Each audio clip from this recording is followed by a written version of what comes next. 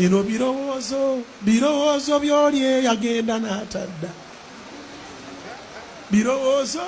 Birowoozo by'oli eyagenda n'atadda. Amazima ge gaba gakuwa eddembe.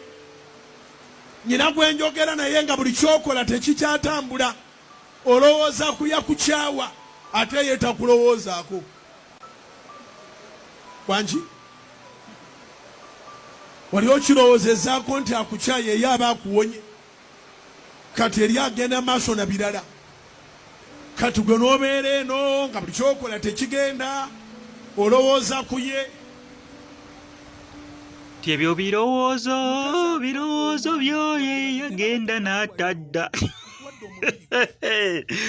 Kalyadda kaddadda Abaganda baalugera kati kyemmanyi Teddy ali eyo akuba bulatti, Teddy ali eyo essanyu limutta, Teddy ali eyo agamba ng'olittisa ekitala simanyi attisa munne ekitala naye alifa kitala. Mwana wato olugambo lwatandise olw'okusaaga naye ate owulirizamuko ku butambi bwa Pastor Rose amazima ge gaba gakuwa eddembe. mwana wato tekikulekera kugamba mbu Nyina gwe njogera naye nga buli kyokola tekikyatambula. tewabula muliro. Olowooza kuyakukyawa ate ye takulowoozaako. Zaaliko omukulu z'amaanyi Wangi? ova ku maaso limu nodda ku maaso abiri. Wali okirowoozezaako nti akukyaye ye aba akuwonye. Omanyi mulimu omuntu Kati eri agenda maaso na birala.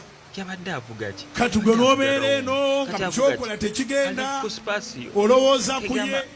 Bagamba kale modo spasio ni olaba kale enjawulo ntono bano ogamba yabadde avuga spasio ka old shape kati ate avuga ka spasio Birowoozo by'oli eyagenda n'atadda.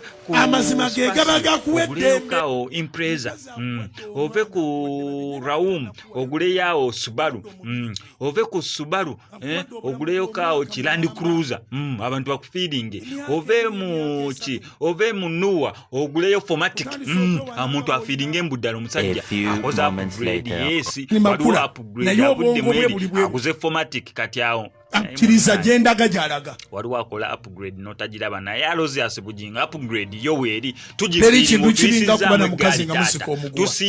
tusiimira ddala emirimu gy'okola Mumaliriza mwetuze obanga omwafudde. obutambika mbuko Kubanga omuguwa guno guba mu bulago. okubeera ng'omwerabira Odda ku kkono yadda ku ddyo. subscribing tojja kukola ng'omisinga updates Tewabaawo success. Ky'otonnaba kutegeera naye ng'oli n'omwagalwa wo nga ddala omwagala. Oli kitegerera eyo kikkirize mugende mu maaso. Bye nali nnengera